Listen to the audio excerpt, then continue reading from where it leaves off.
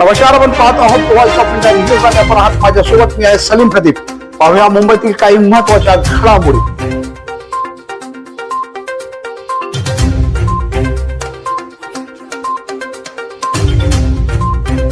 पाहूया पुढील ही बातमी आहे राजकीय क्षेत्रातील.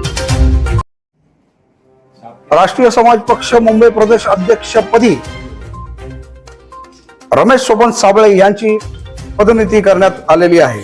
आपण पाहताय स्क्रीनवर महादेव जानकर यांचे पक्षाचे मुंबई प्रदेश अध्यक्ष याची घोषणा करण्यात आली. मुंबई प्रदेश अध्यक्षपदी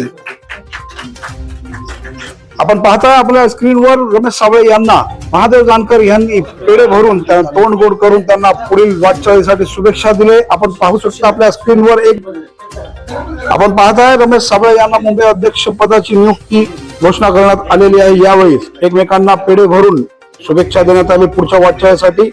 मुंबई या ठिकाणी महादेव जानकरांच्या उपस्थितीमध्ये मुंबई अध्यक्षपदी रमेश साबळे यांची नियुक्ती करण्यात आलेली आहे. मुंबईच्या राज्य कार्यकारिणीमुळे आता राष्ट्रीय कार्यकारिणी आणि राज्य कार्यकारिणी सध्या अस्तित्वात नाही. पण एक माजी अध्यक्ष म्हणून मी आपल्याला नम्र करतो की आमचे माजी जिल्हा राज्याचे राष्ट्रीय संघटक सचिव कुमार सुशीलने आज आमच्या मुंबईचे प्रदेशाध्यक्ष रासपाचे म्हणून रमेश साबळे साहेबांना केलेला आहे. त्याबद्दल माझ्या त्यांच्या मार्गावर शुभेच्छा असतील. त्यांनी बूथ लेवल पासून ते पंचायत पासून ते वार्डापासून ते संसद पर्यंत पार्लमेंट पर्यंत त्यांनी काम संघटन वाढवावं. मुंबईच्या वार्डामध्ये 227 वार्ड प्रमुख महत्वाचे आहेत, बूथ लेवल महत्वाचे आहेत. बूथ पासून आपण सुरुवात करून खासदारकीच्या 6 जागा, 36 आमदारकीच्या जागा आणि 227 मला वाटते कॉर्पोरेटरच्या जागा तयार करण्यासाठी त्यांनी प्रयत्न करावा. माझे त्यांना शुभेच्छा आहेत. आज आमच्या राष्ट्रीय जनरल सेक्रेटरीनं त्यांना डिक्लेअर केलं मुंबईचे प्रदेशाध्यक्ष म्हणून. माझं त्यांना अनुमोदन आहे, सपोर्ट आहे, माझ्या शुभेच्छा आहेत.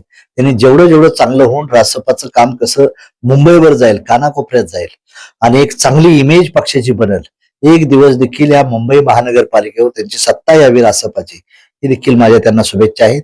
आणि त्यांच्या कुठल्याही कामात सुखदुःखा ठिकाणी मी माझं जे सामर्थ्य आहे ते त्यांच्या मागे उभा करण्याचा मी प्रयत्न करीन. ह्याच माझ्या त्यांना शुभेच्छा आहे.